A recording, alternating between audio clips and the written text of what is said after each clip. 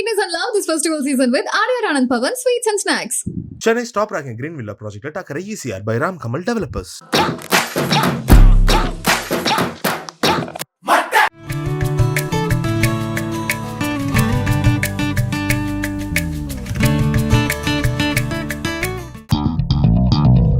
இது வந்து காடி சாப்ஸ்னு சொல்லுவோம். காடி சாப்ஸ் மதுரை மேலூர் பக்கம்.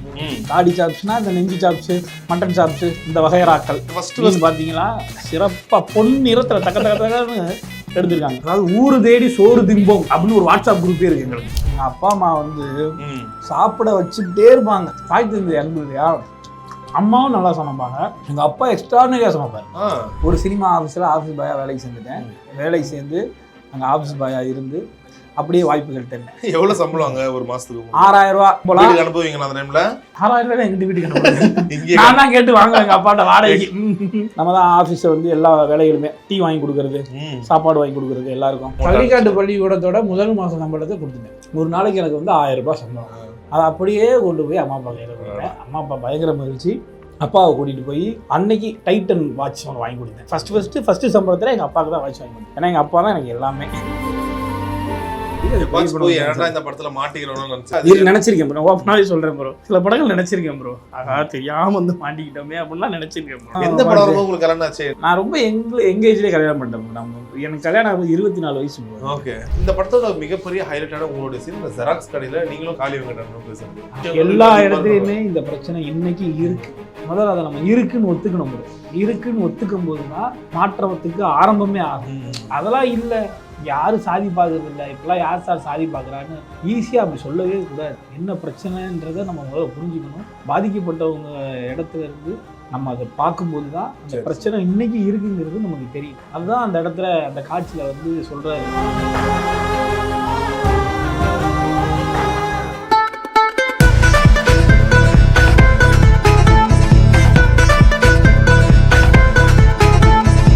எஸ், வணக்கம் கலாட்டா நேயர்களே. ஸோ இன்னையோட வாழை விருந்தில் ரொம்ப ஸ்ட்ரிக்ட் டயட்டுன்னு சொல்கிற ஒருத்தருக்கு நம்ம இன்னைக்கு வந்து ஒரு லீவ் கொடுக்க போகிறோம்.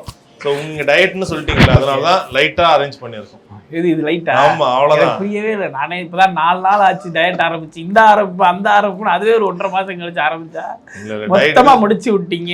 இது வந்து சாதா சாப்பாடு இல்லை, வெற்றி கழிப்புல ஒரு சாப்பாடு, அந்த மாதிரி வெற்றி பந்தி. ஆமா, அதே தான். லப்பர் பந்தோட ஒரு வெற்றி பந்தினே இதை சொல்லலாம்.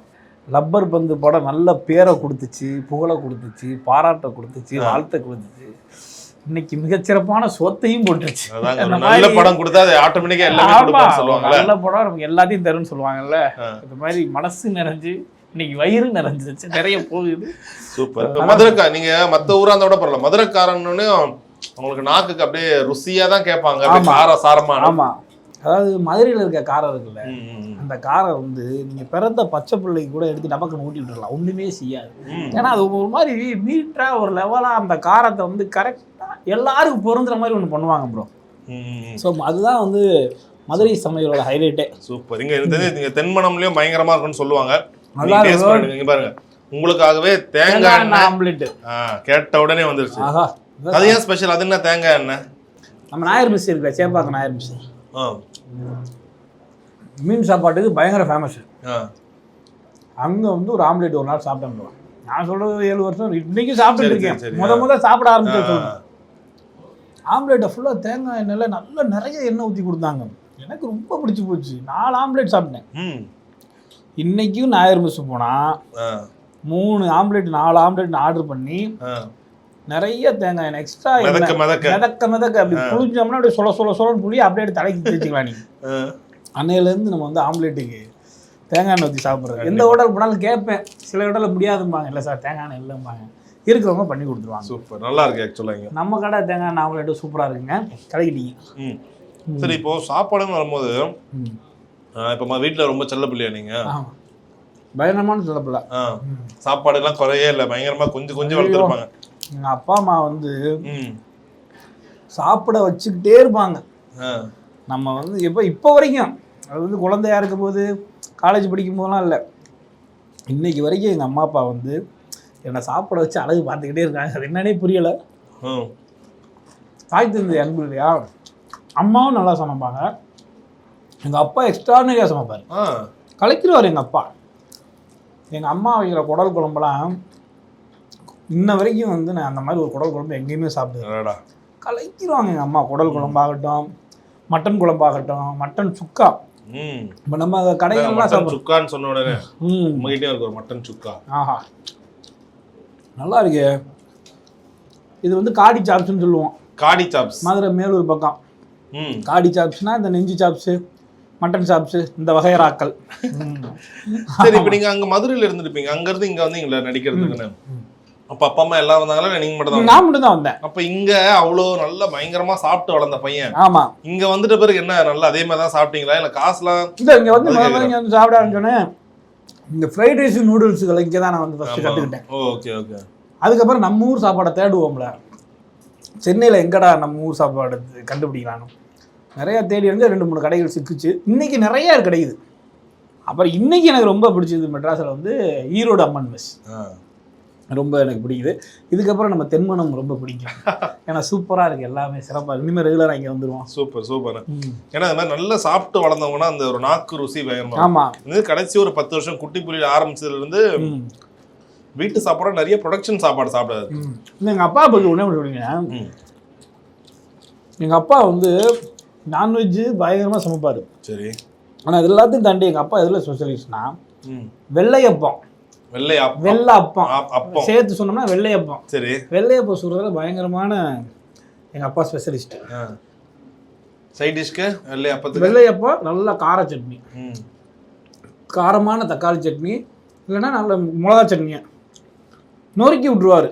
அது எதில் செய்வார்னா, தோசை மாவு கொஞ்சம் லேசாக புளிக்க வச்சு, அதுக்காகவே புளிக்க வச்சு அதில் செய்வார் பாருங்க. இவ்வளோ சைஸ் தான் வரும், உருண்டையாக.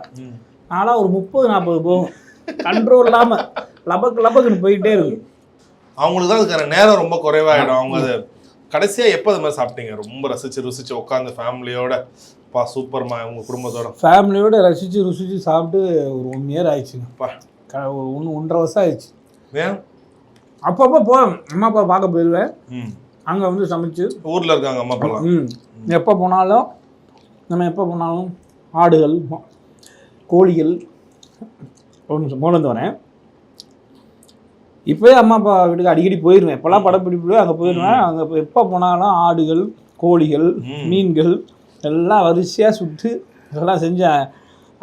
அம்மாவோட ஸ்பெஷல் குடல் குழம்பு எல்லாத்தையும் செஞ்சு சிறப்பாக அடிக்கிடுவாங்க. எல்லாம் சாப்பிட்ருவேன். இப்படியும் நடக்குது. ஆனால் நீங்கள் சொன்ன மாதிரி நான், என் ஒய்ஃபு, குழந்தைங்க, அம்மா அப்பா, அக்கா, மாமா எல்லாரும் சேர்த்து உட்காந்து சாப்பிட்டு பயங்கரமாக என்ஜாய் பண்ணி கிட்டத்தட்ட 1.5 வருஷம் ஆச்சு. டைம் இருக்கிறது இல்லை. இங்கே ஷூட்டிங் போயிட்டே இருக்கிறோம், அவங்களும் அங்கிட்டு பிஸியாக இருக்கிறாங்க. ஆனால் எல்லோரும் ஒரு பிளான் பண்ணிட்டு தான் இருக்கிறோம். ஒரு நாள் வீட்டில் வந்து ஒரு கடாயை அடிச்சு எல்லாரும் நம்ம வீட்டுக்குள்ளே ஒரு பந்தியை போட்டுருவான். விசேஷம் எல்லாம் கிடையாது. எவ்வளோ பேர் இருப்பீங்க நீங்கள் ஜாயின்ட் ஃபேமிலி எல்லாம் சாப்பிட்டா? ஒரு 25 பேர் இருப்போம். ஆமாம். எல்லாம் கொஞ்சம் அங்கங்கே போய் செட்டில் ஆகிட்டாங்க. சில பேர் ஃபாரின்ல தான் இருக்காங்க. இங்கனக்குள்ள மதுரைக்குள்ளே இருக்குதுன்னு பார்த்தா ஒரு 25-30 பேர் இருக்கும். என்ன இவன் மட்டும் கோச்சிக்கு போகிறான், மீனை சாப்பிடாம இருக்கும் பாருங்க. எங்களுக்கு ஃபர்ஸ்ட் பார்த்தீங்களா, சிறப்பாக பொன்னிறத்தில் தக்கன்னு எடுத்திருக்காங்க. அதாவது ஊரு தேடி சோறு திம்போம் அப்படின்னு ஒரு வாட்ஸ்அப் குரூப்பே இருக்குது எங்களுக்கு. அதில் வந்து தமிழ்நாட்டுக்குள்ளே இருக்கிற எந்தெந்த கடைகள் எங்கெங்கே ஸ்பெஷலாக இருக்கோ எல்லாத்தையும் எடுத்து போட்டுகிட்டே இருப்போம். அதில் ஓவராலாக நாங்கள் பேசிக்கிறது என்னென்னா, எந்த கடையில் மீன் கரெக்டாக சமைக்கிறாங்க அது வந்து சிறப்பான கடை. பக்குவமாக சமைக்கணும். மீன் செய்கிறதா ரொம்ப கரெக்டாக சமைக்கணும். நீங்கள் ஒவ்வொரு நடிகர்களுக்கும் அந்த ஒரு அறிமுகம் இருக்கும்ல, அது மாதிரி பாலசரவன் சொன்னா கணக்கான காலங்கள் அறிமுகம் பயங்கரமானவர். ஆமாம். எப்பவுமே வாழ்க்கையில் அந்த ஒரு கம்பாரிசனுக்கு மட்டும் இதுவே இருக்காது. நீங்க ஃபர்ஸ்ட் வரும்போது இப்போ நாங்களாம் சின்ன ஸ்கூல் டைம்ல கணக்கான காலங்கள் வருது. அப்போ எப்படின்னா ஃபர்ஸ்ட் சீசனுக்கு பிளாக் பாண்டி, இப்போ அடுத்த சீசனுக்கு இவரை போட்டிருக்காங்க போல, இவர் காமெடிலாம் பயங்கரமா பண்ணும். அதுக்கேற்ற மாதிரி நல்ல ஒரு சக்ஸஸ் இருந்துச்சு. அதுக்கப்புறம் அந்த டிரான்சிஷன் எங்க மாறுச்சு சினிமாக்கு? அப்படி டக்குன்னு அது உங்களுக்கு தேடி வந்த வாய்ப்பா, இல்லைன்னா எப்படி உங்களுக்கு அது எய்மே அதானா சீரியல் பண்றேன், அடுத்து நான் சினிமா பண்ண போறேன்? இல்லைங்க, வந்து இதுதான் வெற்றின்னு நான் எதையுமே ஃபிக்ஸ் பண்ணதே இல்லை. எனக்கு வந்து ஒரே ஒரு சீன், ஒரே ஒரு டைலாக் கிடச்சி ஒரு சீனில் ஒரு ஃப்ரேமில் வந்துட்டாவே அது நமக்கு பெரிய சக்ஸஸ். சரி. ஏன்னா நம்ம வந்து அடுத்தடுத்து நம்ம வெற்றிக்கு அளவில்லாமல் போயிட்டே இருக்கும். இப்போ இன்றைக்கி இருக்கிற பொசிஷன் வந்து இதை விட அடுத்து ஒரு ஹீரோ வாங்கணும், அதுக்கப்புறம் அங்கே போகணும், எல்லாருக்கும் ஒரு கனவு அடுத்தடுத்து போயிட்டே தான் இருக்கும். அப்போ அதுக்காக இன்றைக்கி இருக்கிற பொசிஷன் சிறந்த பொசிஷன் இல்லைன்னு எப்படி சொல்ல முடியும்? இதுக்கு தானே நம்ம வந்து கனவு கண்டுக்கிட்டு இருந்தோம். இன்னைக்கு இந்த பாலசரவணன் போய் 12 வருஷத்துக்கு முன்னாடி கனாக்கானம் காலங்கள் ஆடிஷனில் நிற்கிற பாலசரவணனை சந்திச்சு 12 வருஷம் கழிச்சு நீ ஒரு சிறந்த பொசிஷனில் இருக்க, நீ லப்பர் பந்து மாதிரி மிகச்சிறந்த படத்தை நடிச்சிட்ட, அதனால் வந்து உனக்கு வாழ்த்துக்கள் அப்படி தானே போய் சொல்லுவான். அங்கே ஆடிஷனில் எவ்வளோ பேர் இருந்தாங்க அந்த ஆடிஷனில்? அங்கே இருந்தாங்க ஒரு 4000 பேர் இருந்தாங்க. ஆமாம், முன்னாடி அதனால இன்னைக்கு இருக்கிற பொசிஷன் எனக்கு பெருசு. உள்ள யாரும் ஆள்லாம் தெரியாது, அப்படியே ஆடிஷன்லாம் சார். ஆமாம்மா, நேராக போய் ஆடிஷன் போய் கவுண்டரில் நின்று 7 இதுக்கு முன்னாடி சினிமாக்கோ இல்லை சீரியலுக்கு வரதுக்கு முன்னாடி வேலைலாம் போயிருக்கீங்களா? எங்கேனாச்சும் ஒரு சின்ன வேலையோ இல்லை பக்கத்தில் அப்போதைக்கு ஒர்க் பண்ண அந்த மாதிரி? ஒரு சினிமா ஆஃபீஸில் ஆஃபீஸ் பாயாக வேலைக்கு சேர்ந்துட்டேன். எனக்கு அண்ணன் வச்சுக்கிட்டேன். அண்ணே போதுன்னு எனக்கு புரியலையே, நான் வேறு திங்கிங்கில் இருக்கேன். சரி சரி. ஒரு சினிமா ஆஃபீஸில் ஆஃபீஸ் பாயாக வேலைக்கு சேர்ந்துட்டேன். வேலைக்கு சேர்ந்து அங்கே ஆஃபீஸ் பாயாக இருந்து அப்படியே வாய்ப்புகள் தெரியும். ஆனால் ஆஃபீஸ் பாய் வேலைன்றது வந்து அவ்வளோ சாதாரண வேலை இல்லை. ஏன்னா இப்போ வீட்டில் ரொம்ப செல்ல பிள்ளையா வளர்ந்த, அதான் எங்கள் அம்மா அப்பாக்கெல்லாம் தெரியாது. இங்கே வந்து டீ வாங்கிட்டு வரணும், இது பண்ணணும், வீடு அந்த ரூமை பெருக்கணும், எல்லாம் பண்ணுமே. எங்கள் அப்பா ஃபோன் பண்ணி அதான் சீரியல் முடிஞ்ச நீ ஊருக்கு கிளம்பி வானாரு. என்ன ஊருக்கு கிளம்பி வருவா? நான் இனிமேல் சினிமா தான், நான் இங்கே தான் இருக்க போகிறேன், நீங்கள் என்ன ஊருக்கு கிளம்பி? சரி, அங்கேருந்து எப்படி என்ன பண்ணுவேன், இங்கேயே தங்கி நான் வாய்ப்பு தரலான்றீங்க. என்ன வேலை செய்யறேன்னு சொல்லுவீங்க வீட்டில்? அதான் நீங்கள் ஒரு பார்ட் டைமாக நான் ஒரு வேலைக்கு சேர போகிறேன் அப்படின்னா, என்ன வேலை செய்ய போகிறேன்? நான் அசிஸ்டன்ட் டேரக்டராக ஜாயின் பண்ணலான்றீங்க, சினிமா சம்மந்தம் ஏதாவது ஒரு வேலை செய்யலான்றீங்க அப்படின்னு மேலோட்டமாக சொல்லிட்டு எங்கள் அப்பா அம்மா பயங்கர ஃப்ரெண்ட்ஸு, நம்ம மேலே ரொம்ப நம்பிக்கை அவங்களுக்கு. சரி உனக்கு தோன்றதை பண்ணு அப்படின்ட்டாங்க. எவ்வளோ சம்பளம் அங்கே ஒரு மாதத்துக்கு? 6000 ரூபா. 6000 ரூபா சம்பளம். அனுப்புவீங்களா அந்த டைமில்? 6000 ரூபாய் எங்கிட்ட வீட்டுக்கு அனுப்புவேன். நான் தான் கேட்டு வாங்குவேன் எங்கள் அப்பாட்ட வாடகைக்கு. ரூம் வாடகை எங்கள் அப்பா தான் கொடுத்துட்டு இருந்தாரு. 6000 ரூபா வந்து நமக்கு பெட்ரோலுக்கு டீ செலவுக்குமே சரியாக போயிடும். நம்ம தான் ஆஃபீஸை வந்து எல்லா வேலைகளுமே டீ வாங்கி கொடுக்கறது, சாப்பாடு வாங்கி கொடுக்கறது எல்லாருக்கும். அதனால் ஜாலியாக இருக்கும். அது ஆஃபீஸ் பாய் வந்து ரொம்ப இன்ட்ரெஸ்டிங்காக இருக்கும். சரி, இப்போ இங்கே இருக்கும்போது வீட்டுக்கு வந்து உங்கள் செலவு போக அப்பா கிட்ட காசு வாங்குவீங்க. எப்போ ஃபர்ஸ்ட் பாலா காசு கொடுத்தாரு வீட்டுக்கு? காசு அனுப்புனது ஒரு நல்ல அமௌண்ட். பள்ளிக்காட்டு பள்ளிக்கூடத்தோட முதல் மாதம் சம்பளத்தை கொடுத்துட்டேன். ஒரு நாளைக்கு எனக்கு வந்து 1000 ரூபாய் சம்பளம். 24 நாள் ஷூட்டிங். அப்போலாம் 24 நாள் ஷூட்டிங் இருக்கும். சரி சரி சரி. 24 நாள்னா யோசிச்சு பாருங்க. 24,000 ரூபா, டிடிஎஸ் ஒரு 10% போக பேலன்ஸ் அப்படியே கொண்டு போய் செக்கை கலெக்ஷனில் போட்டால் நம்ம அக்கௌண்ட்டுக்கு வரும். அதை அப்படியே கொண்டு போய் அம்மா அப்பா கையில் கொடுத்தேன். அம்மா அப்பா பயங்கர மகிழ்ச்சி. அப்பாவை கூட்டிகிட்டு போய் அன்னைக்கு டைட்டன் வாட்ச் ஒன்று வாங்கி கொடுத்தேன். ஃபஸ்ட்டு சம்பளத்தில் எங்கள் அப்பாவுக்கு தான் வாட்ச் வாங்கி கொடுத்தேன். ஏன்னா எங்கள் அப்பா தான் எனக்கு எல்லாமே. ஸோ நீங்கள் கிட்டத்தட்ட இப்போ ஒரு 50 படம் நடிச்சிட்டீங்க. 50 தாண்டி போயிட்டீங்க. உங்களோட ஃபிலிமோகிராஃபி லிஸ்ட் பார்க்கும்போது இது ரெண்டு பார்த்தா ஒரு பெரிய ஹீரோட படத்துல உங்க பேர் இருக்கு. டக்குன்னு பார்த்தா இந்த படம் வந்துச்சா, இந்த படம்லாம் எப்போ வந்துச்சுன்ற படம் நீங்க நடிச்சிருக்கீங்க. ஆமா ஆமா ஆமா. இது எப்படி இது ரெண்டுமே நடக்காதுல்ல நிறைய நேரங்கள்ல? சூப்பரா ஒரு பெரிய பெரிய முகம் தெரிஞ்ச ஹீரோ படத்திலே நீங்க நடிக்கிறீங்க. வேதாளம், நான் சொல்றது வேதாளத்துக்கெல்லாம் அப்புறமா கூட சொல்றேன். அப்ப எப்படி அது அது ஒரு வேற வழியில பாசலாம் பண்ணிதான் ஆகணும் அந்த மாதிரி தானா?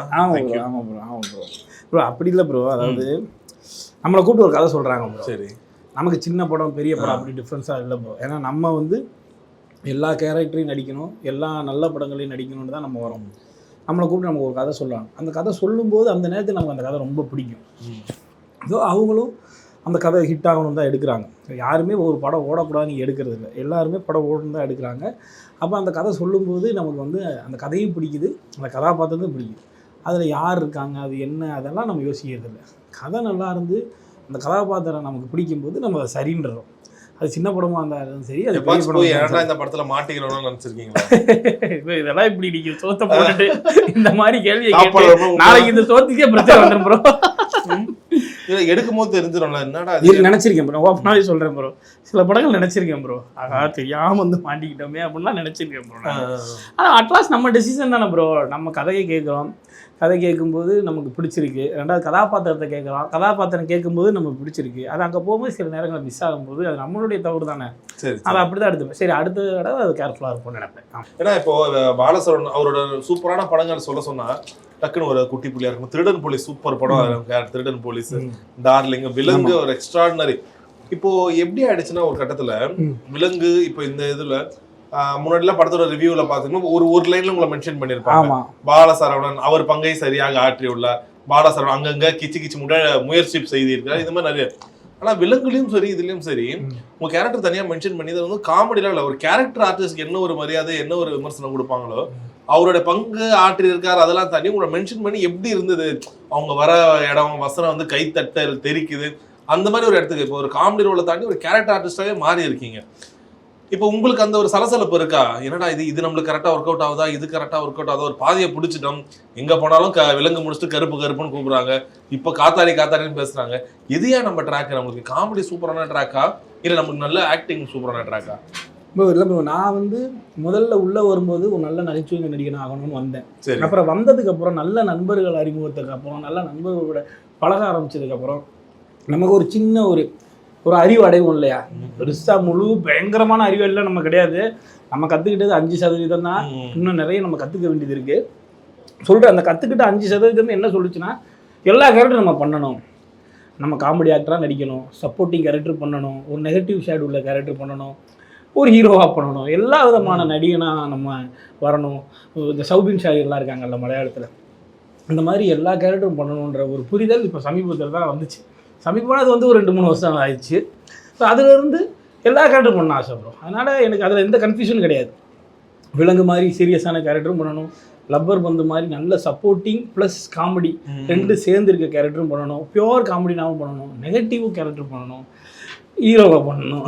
எல்லாமே ஒரு ஆசைகள் ஒரு எண்ணங்கள் இருக்குது, அதுக்கான வாய்ப்பு போயிட்டு இருக்கு. ஸோ அதில் எனக்கு ஒரு கிளாரிட்டி இருக்குது ப்ரோ.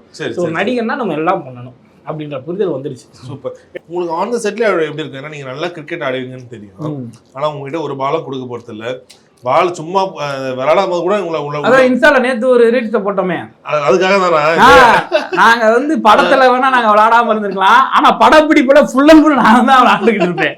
இல்லையா திட்டுவாரு, பாலசரவணன் இங்க ஷூட்டிங் போயிட்டு இருக்கையா, ஏன் அப்படி பண்றீங்க, நீங்க விளையாடுறதுனால பாருங்க எல்லாரும் அங்கேயே கவனிக்கிறாங்க, நீ அங்கிட்டு போங்க ஏன்னு திட்டுவாரு.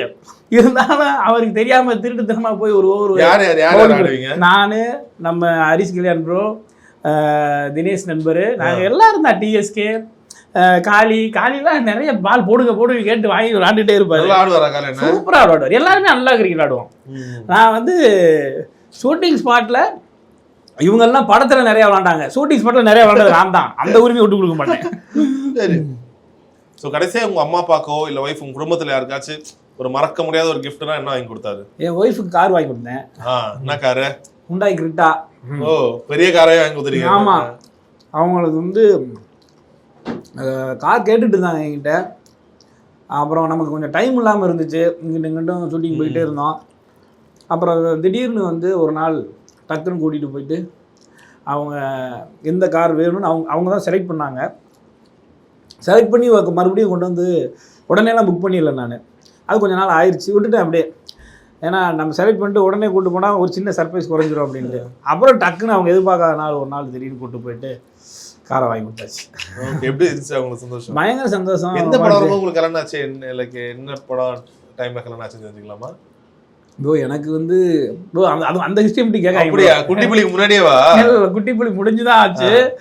நான் ரொம்ப எங்கேஜ்லேயே கல்யாணம் பண்ணிட்டேன். நம்ம வந்து எனக்கு கல்யாணம் ஆகும் 24 வயசு ப்ரோ. ஓகே, 24லே பண்ணிட்டேன். எதனால? ஏன்னா லவ் மேரேஜ். ஓ, எவ்வளோ வருஷம் லவ்? நாங்கள் ஒரு 7 வருஷம் லவ் பண்ணோம், 8வது வருஷம் கல்யாணம் பண்ணோம். 6 வருஷம் லவ் பண்ணி 7வது வருஷமா இல்லை 7வது வருஷம் லவ் பண்ணி, ஆனால் குறைஞ்ச ஒரு 7 வருஷம் லவ் பண்ணி தான் கல்யாணம் பண்ணோம். 2 பேரும் ஒரே பேட்ச். நான் செகண்ட் இயர் இன்ஜினியரிங்கு, அவங்க செகண்ட் இயர் ஆர்ட்ஸ் காலேஜ். பக்கத்து காலேஜ்னு வைங்களேன், பக்கத்து காலேஜ்னால் கொஞ்சம் தூரம் தான். இன்ட்ரோ ஆனாங்க, அப்படியே அவங்க நமக்கு வந்தது தான், அவங்க நம்மளை நம்பி வந்தது தான் வந்து பெரிய விஷயம். ஸோ இங்கே எல்லாமே எனக்கு தான் அவங்க நிறைய ஃபேவர் பண்ணியிருக்காங்க. சரி சரி சரி. அவங்க தான் எனக்கு நிறைய விஷயங்கள் நல்லது பண்ணியிருக்காங்க. ஸோ இதில் நான் எந்த பெருமையும் எடுத்துக்க முடியாது, எல்லா பேருமே அவங்களே சேரும். Okay okay, super. சாப்பிட்டு முடிச்சாச்சு. எதனால சாப்பிட்டு முடிச்சுட்டு இந்த கேள்வியை கேட்குறேன்னா, இதை வந்து நீங்கள் கொஞ்சம் அமர அழகாக இதுக்கு பதில் சொல்லுவீங்கன்ற நம்பிக்கையோட தான். ஏன்னா இப்போ நீங்கள் வந்து மதுரை மாவட்டத்தை சார்ந்தவங்கன்றதால சின்ன வயசுலேருந்து நீங்கள் இந்த படத்தோட மிகப்பெரிய ஹைலைட்டான உங்களுடைய சீன் இந்த ஜெராக்ஸ் கடையில் நீங்களும் காளி வெங்கடனும் பேசுறது தம்பி மாதிரி. அது என்ன தம்பி மாதிரி? மாதிரி தான் இங்கே பிரச்சனையே. எக்ஸாக்டா. ஸோ அது வந்து நிறைய வெற்றிமாறன் முதற்கொண்டு எல்லாருமே இதை கவனிச்சு சூப்பராக சொல்லியிருக்காங்க. ஸோ உங்கள் வாழ்க்கையில் என்னைக்காச்சும் நீங்கள் இதை கண்ணு எதிராக பார்த்ததோ இல்லை இந்த சைடில் நீங்கள் இருந்திருக்கீங்களா? நான் சொல்றது காளி வெங்கட் சார் சைடில் இருந்து. ஏன்னா அந்த சைடில் மதுரை மாவட்டம்னு இல்லை, கொஞ்சம் சவுத் சைடுல வந்து இந்த சாதி விஷயம் எல்லா இடத்துலையுமே இந்த பிரச்சனை இன்னைக்கு இருக்கு. முதல்ல அதை நம்ம இருக்குன்னு ஒத்துக்கணும் ப்ரோ. இருக்குன்னு ஒத்துக்கும் போது தான் மாற்றத்துக்கு ஆரம்பமே ஆகும். அதெல்லாம் இல்லை, யாரும் சாதி பார்க்கறது இல்லை, இப்பெல்லாம் யார் சாதி பார்க்குறான்னு ஈஸியாக அப்படி சொல்லவே கூடாது. என்ன பிரச்சனைன்றதை நம்ம முதல்ல புரிஞ்சுக்கணும். பாதிக்கப்பட்டவங்க இடத்துல இருந்து நம்ம அதை பார்க்கும்போது தான் அந்த பிரச்சனை இன்னைக்கு இருக்குங்கிறது நமக்கு தெரியும். அதுதான் அந்த இடத்துல அந்த காட்சியில் வந்து சொல்கிறாரு இயக்குனர். அவர் சொன்ன மாதிரி நானும் வேடிக்கை பார்த்தவன் தான். அவர் ஒரு பேட்டியில் சொல்லியிருப்பார், நான் வேடிக்கை பார்த்த இடத்துல இருந்தேன். அது மாதிரி தான் நானும் வேடிக்கை பார்த்தவன் தான். நம்மளும் இந்த மாதிரிலாம் தவறுகள் பண்ணியிருக்கோம் அப்படிங்கிறது வந்து எப்போ நமக்கு தெரிய ஆரம்பிக்குதுன்னா, நம்ம ஒரு நல்ல நண்பர்கள் கூட பழகும்போது, நல்ல சமத்துவ பார்வை இருக்கக்கூடிய ஆட்கள் கூட பழகும்போது நமக்கு புரியுது. ஆக நம்ம ரொம்ப பெரிய தப்பானவனா இருந்திருக்கோமே, நம்ம தெரிஞ்சோ தெரியாமையோ சில விஷயத்தெல்லாம் நம்ம பெருந்தன்மையாக நினச்சிக்கிட்டு இருந்திருக்கோமே, அதெல்லாம் எவ்வளோ ஒரு தப்புன்னு நல்ல நண்பர்கள் கூட பழகும்போது, நல்ல ஆட்கள் கூட பேசும்போது, பெரிய தலைவர்களை பற்றி படிக்கும்போது, அம்பேத்கரை படிக்கும்போது, பெரியார் ஐயாவை படிக்கும்போது, கால்மார்க்ஸை படிக்கும்போது இதெல்லாம் நமக்கு தெரியுது நம்ம என்னென்ன தவறுகள் நம்ம பண்ணியிருக்கோம். நானும் அந்த கருப்பையா கேரக்டர் மாதிரி தான். இயக்குனரையாகவும் ஒரு இன்டர்வியூவில் சொல்லியிருப்பாரு, நான் அந்த கருப்பையா கேரக்டர் மாதிரி தான். இப்படி தான் இருந்திருக்கோம். ஆனால் இன்றைக்கி நம்ம அதெல்லாம் சரி செஞ்சிட்டோம். எல்லாரும் அதை சரி செய்யணும். அதுக்கான முயற்சிகளில் தான் இப்போ நம்ம எல்லாருமே இருக்கணும். அதுதான் அந்த காட்சியில் சொல்லியிருக்கோம். எல்லாரும் சமம் ப்ரோ, அதுதான். நீங்களும் நானும் ஒன்று, வேற என்ன. Okay okay, super. ஆக்சுவலாக படமாவே நல்லா கன்வே ஆயிருச்சு. ஆமாம், மிகச்சிறப்பாக கன்வே ஆயிருக்கு ப்ரோ. அது ரொம்ப சரியாக போய் எல்லாரும் அதை வந்து அந்த காட்சியை வந்து பார்த்துட்டு பயங்கரமாக ரசிக்கிறாங்க, அதை புரிஞ்சுக்கிறாங்க. எனக்கு தெரிஞ்சு ஒரு ஸ்போர்ட்ஸ் ட்ராமாவில் கடைசி மேட்ச்சில் நம்மளுக்கு ரொம்ப பிடிச்சவங்க சைடு தோக்குறது இந்த படம் தான் நினைக்கிறேன். மோஸ்ட்டாக தோக்கவே மாட்டாங்க. எனக்கு நான் என்ன நினைச்சேன், எப்படி இருந்தாலும் கடைசியில் எடுத்து வந்து வின் பண்ணுறவாங்கன்னு. ஆனால் அந்த தோக்கிறதுக்கு பின்னாடி இருக்கிற ஒரு விஷயம் வந்து அதுதான் நீங்கள் சொன்ன மாதிரி மொத்தம் சாராம்சிச்சு. ஆமாம்ல, இது இன்னொரு ஹாப்பி எண்டிங், இதுதான் ஹாப்பி எண்டிங். அவங்க ஜெயிக்கிறத விட இப்படி இவ்வளோ பசங்க உள்ளவர் தான் ஹாப்பி எண்டிங்காக இருந்துச்சு. ஆமாம், நீங்கள் வந்து ரொம்ப சரியாக சொல்லியிருப்பாங்க. என்ன காரணம்னு ஒன்று முக்கியம் இருக்காது. தனிப்பட்ட ஒரு ஆள் ஜெயிக்கணுன்றதை விட, தனிப்பட்ட சவால்கள் ஜெயிக்கணுன்றதை விட மக்கள் ஜெயிக்கணும். என்ன முக்கியமான பிரச்சனையோ அந்த பிரச்சனை சரியாகணும், அதில் வெற்றி கிடைக்கணுன்றதான விஷயம். அதைத்தான் வந்து சிறப்பாக அந்த கிளைமாக்ஸ் மூலமாக சொல்கிறாரு. எனக்கு ரொம்ப பிடிச்ச கிளைமாக்ஸ் லப்பர் பந்து படத்தோட climax. Share sweetness and love this festival season with Arya Anand Pavan Sweets and Snacks. Chennai's top ranking Green Villa project at Takkara ECR by Ram Kamal Developers.